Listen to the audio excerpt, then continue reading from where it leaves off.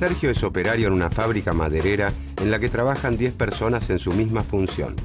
Gracias a las máquinas compradas por Juan Martín, el empresario, producen 5.000 sillas por mes. Un día, Sergio se pone a hacer cálculos y se da cuenta que sus necesidades básicas y de esparcimiento se cubren con el valor de 150 sillas. De este modo, el salario mensual que lo dejaría satisfecho sería equivalente a 150 sillas. Pero Sergio produce alrededor de 500 sillas en ese lapso de tiempo. Entonces razona. Si pudieran prescindir del empresario, él y sus compañeros se limitarían a producir 150 sillas cada uno, es decir, 1.500 sillas en total.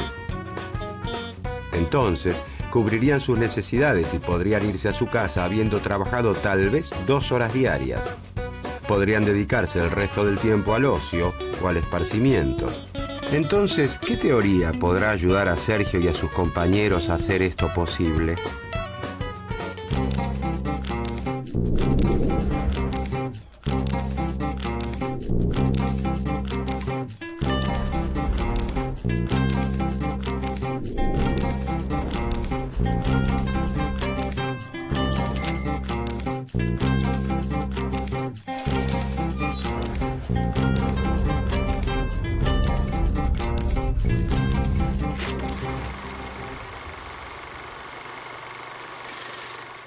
Carlos Marx es uno de los intelectuales más importantes y polémicos de la historia.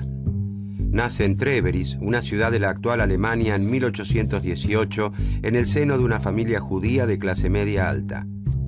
Estudia Derecho y Filosofía en las universidades de Bonn y Berlín y desde muy joven participa en la vida política alemana.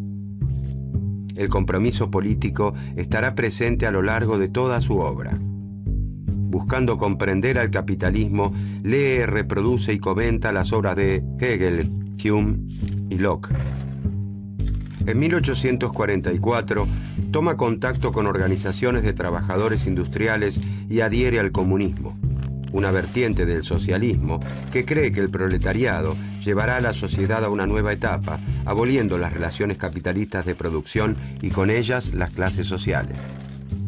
Hacia 1845, perseguido por el gobierno prusiano, Marx emigra primero a París y luego a Bruselas. En 1848 publica junto a Federico Engels el Manifiesto del Partido Comunista, uno de los libros más leídos de la historia de la humanidad. Deportado, en 1849 se instala en Londres, donde se dedica a estudiar economía, fundamentalmente a los economistas clásicos Smith y Ricardo, mientras vive en la pobreza. Después de consagrarle más de 14 años de estudio, Marx publica en 1867 el primer tomo de El Capital, crítica de la economía política.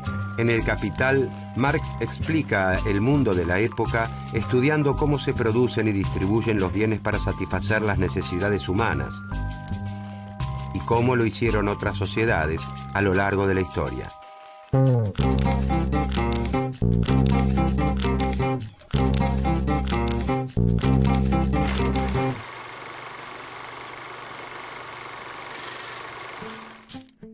La revolución industrial le había permitido a Gran Bretaña incrementar extraordinariamente su riqueza.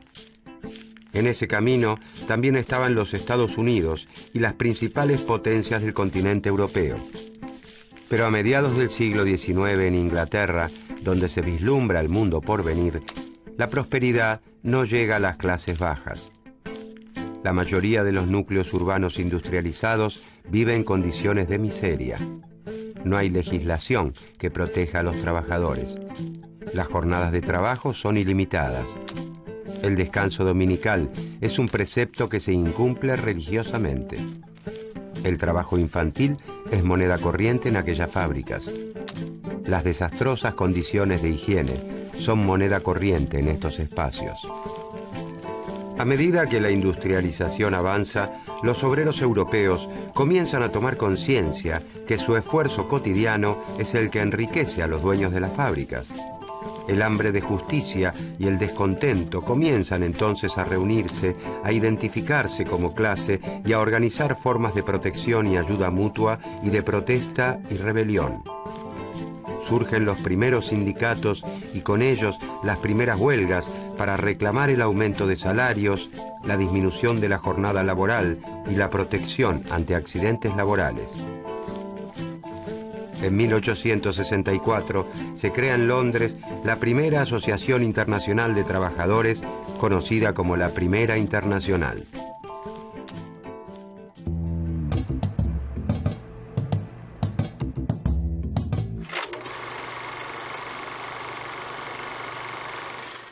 Tal como lo habían hecho Smith y Ricardo, a quienes él llama clásicos, Marx entiende al mercado como un sistema con sus propias leyes de movimiento y trata de comprenderlas. Sin embargo, su visión es muy distinta a la de sus antecesores, que veían al mercado como la organización social óptima para guiar la producción y distribución de bienes en cualquier sociedad. Marx comprende que el mercado es la principal institución de un orden social, el capitalismo, y que éste, como todos los órdenes sociales previos, tuvo un origen que debe explicarse y un fin que puede deducirse de su propio funcionamiento. En el capitalismo, las decisiones de producción, empleo o comercio ya no están dictadas por ningún faraón, emperador o autoridad religiosa, sino por la actividad autónoma y desorganizada de empresarios que toman sus decisiones buscando obtener la mayor ganancia posible. Para ello, contratarán trabajadores que deberán producir de acuerdo a lo que decida el empresario, ya que en su gran mayoría no cuentan con más alternativa que vender su propia fuerza de trabajo para subsistir. Marx escribe mucho más que un tratado de economía. Lo que pretende es desarrollar una herramienta para la liberación de los trabajadores de todas las cadenas del sistema capitalista, en el que no solo son explotados, sino que constantemente limita su capacidad de desarrollo intelectual y afectivo.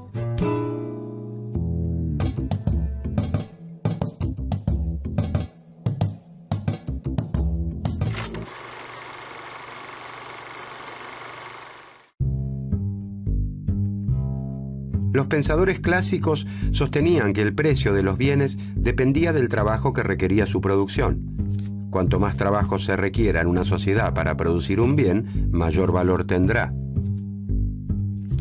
Marx continúa esta línea de análisis, pero agrega que los bienes del trabajo humano no siempre fueron hechos para un mercado y tuvieron precio. El acto de comprar y vender, que tan natural parece, era una actividad marginal para muchísimas sociedades primitivas.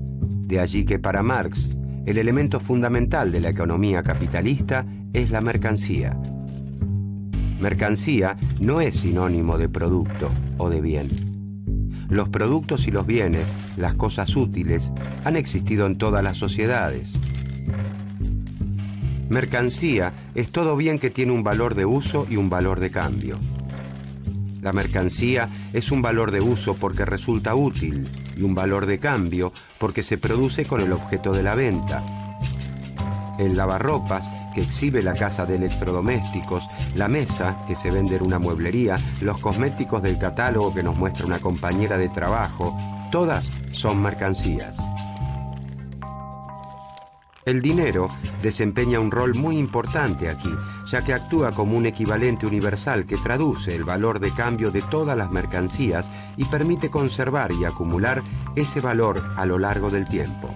Existen muchos objetos útiles que no son mercancías. Se producen para satisfacer las necesidades de quien los crea, sus amigos, sus familiares. No son mercancías porque no se producen para la venta. Por ejemplo, cocinar una torta de cumpleaños para el primer nieto o prepararse un sándwich como vianda en el almuerzo.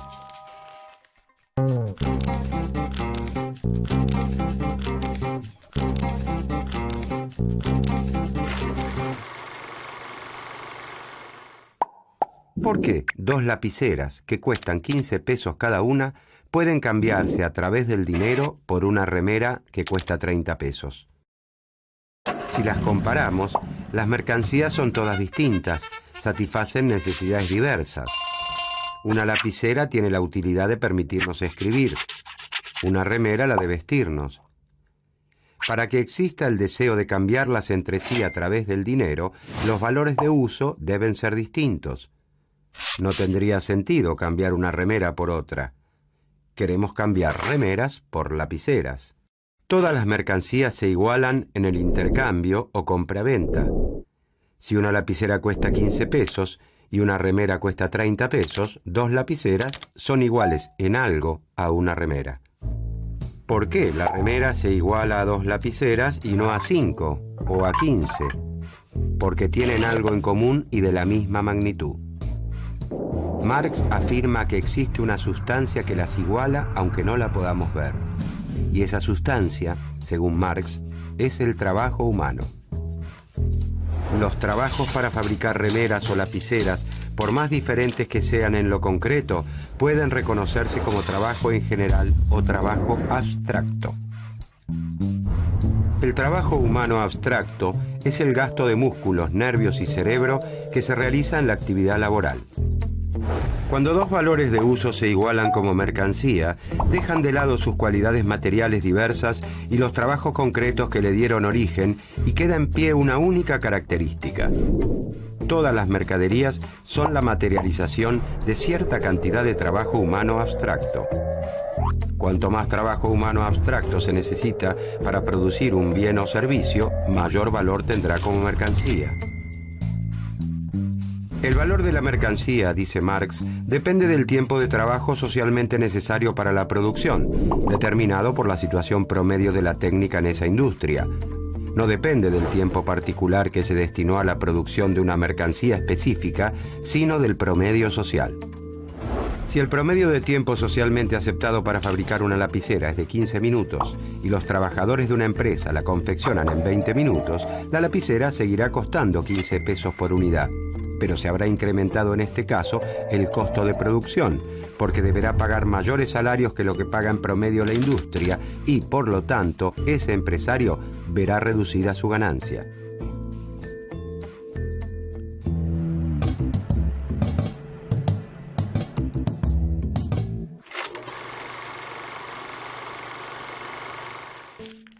El objetivo del empresario capitalista, el motivo por el cual invierte, es conseguir una ganancia mediante la venta de los productos de su empresa, es decir, vender los bienes a un valor superior a los costos que ha requerido la producción. Marx afirma que en el sistema capitalista, la producción implica la explotación del trabajador por parte del capitalista. No importa que un patrón individual pague buenos salarios, participe de actividades de beneficencia o que sea una buena persona, padre afectuoso o amigo entrañable. En tanto capitalista, es un explotador, porque paga a sus trabajadores apenas una parte de lo que ellos producen. Para Marx, en una economía donde no existiera la división de clases entre capitalistas y trabajadores, en la que todos fueran productores independientes dueños de sus herramientas, el trabajador recibiría todo el producto de su esfuerzo. El panadero, el herrero y el zapatero cambiarían sus mercancías por dinero para inmediatamente conseguir las mercancías que necesitaran, y las mercancías que obtendrían tendrían la misma cantidad de trabajo incorporado que la suya. Así, según la teoría de Marx, si para fabricar una puerta se requiere un día de trabajo y para un par de zapatos alcanza con media jornada, el zapatero debería entregar 2 pares de sus calzados para que el carpintero le entregue la puerta. Pero en el régimen capitalista de producción, los dueños de los medios de producción, como las plantas fabriles, las maquinarias o los instrumentos de trabajo, son los capitalistas. Los trabajadores venden su fuerza de trabajo en el mercado a cambio de un salario para poder vivir y mantenerse. Siempre hay practicantes de oficios independientes, pero la tendencia indica que son reemplazados por la organización empresarial. Mucho más cuando aumentan los costos de sus herramientas de trabajo y un trabajador independiente ya no puede adquirirlas. La burguesía o clase capitalista es la dueña del capital. Capital es el dinero que se utiliza para obtener más dinero. El capital productivo es el que invierten los capitalistas en la compra de medios de producción y fuerza de trabajo para producir mercancía, obteniendo así una ganancia. La búsqueda del lucro es el motor de la sociedad capitalista. El capitalista produce porque espera obtener un plus luego de la venta.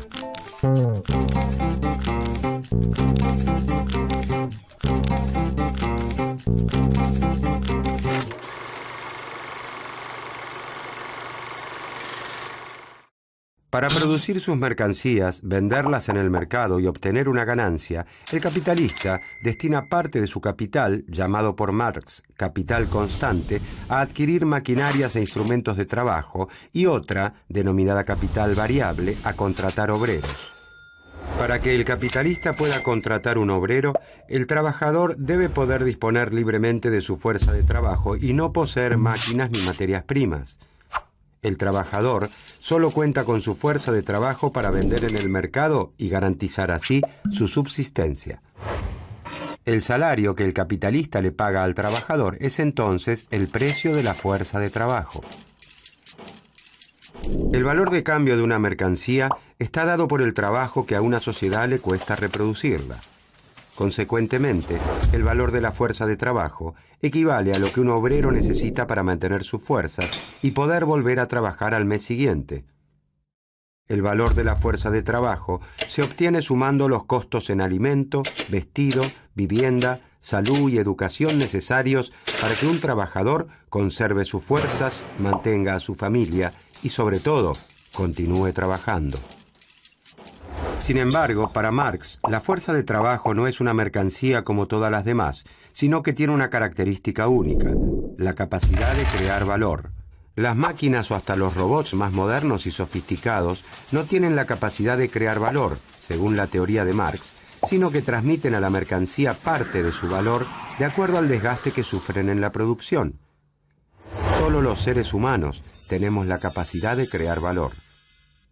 Entonces el empresario le compra al obrero la capacidad de trabajar por el tiempo que dure la jornada de trabajo a cambio de un salario. Sin embargo, el valor total de todas esas mercancías que obtiene el capitalista es mucho mayor que el salario recibido por el trabajador. La diferencia entre el valor creado por el trabajador y el valor que se le paga como salario es la medida de la explotación, llamada por Marx plusvalía. La plusvalía es la parte no pagada del trabajo del obrero que se apropia el empresario. En esa explotación se basa, según Marx, la ganancia.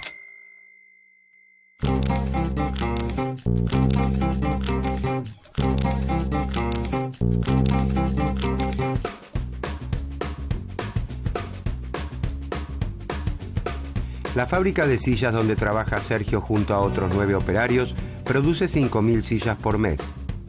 Con el producto de solo 1.500 sillas, Sergio y sus compañeros cubrirían sus necesidades y podrían volver a sus casas tras trabajar solo un par de horas diarias. Sin embargo, el contrato laboral le permite al empresario Juan Martín disponer de 8 horas diarias de trabajo, es decir, de 6 horas más que las necesarias para cubrir el costo salarial. Luego de pagar los salarios equivalentes a 1.500 sillas a Sergio y a sus 9 compañeros trabajadores, Juan Martín, el capitalista, dispone de 3.500 sillas más para vender en el mercado que le representan su ganancia.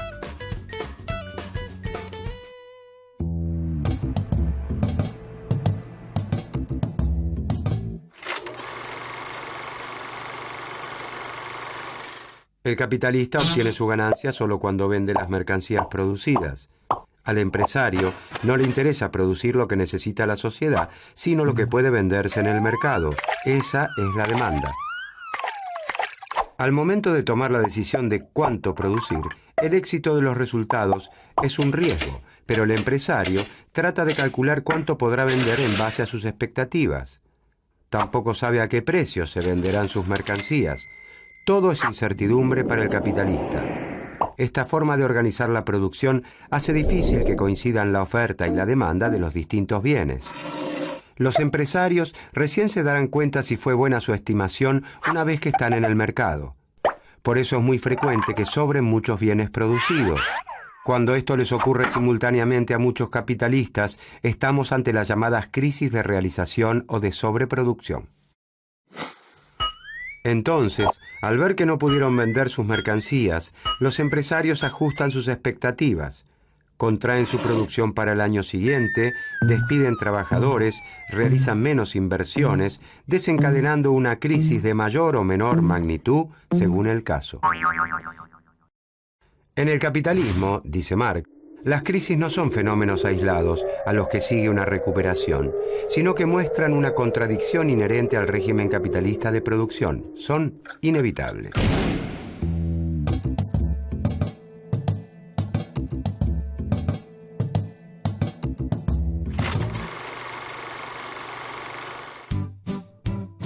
Marx es un gran analista de la sociedad capitalista. Percibe la potencia productiva del capitalismo junto con la desigualdad creciente que engendra mientras se desarrolla. Reconoce que el sistema funciona a la par del enfrentamiento de grupos antagónicos. Los conflictos y tensiones sociales adquieren un rol central en su análisis.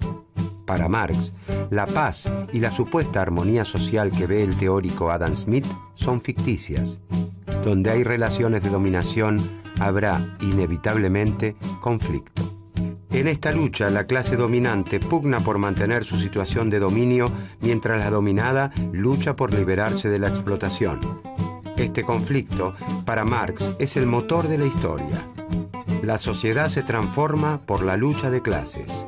De este modo, en la sociedad capitalista, los trabajadores están destinados a ser los sepultureros del capitalismo. Si bien las interpretaciones marxistas acerca de cómo ocurriría el fin del capitalismo son muchas, Marx, personalmente, se dedicó a explicar en qué elementos del sistema se hallaban las contradicciones y se negó a hacer futurología. Después de Marx, ya no puede hablarse de un orden natural en la economía como lo presentaban los clásicos. Su análisis histórico y político impregnará completamente el estudio de la economía de aquí en adelante.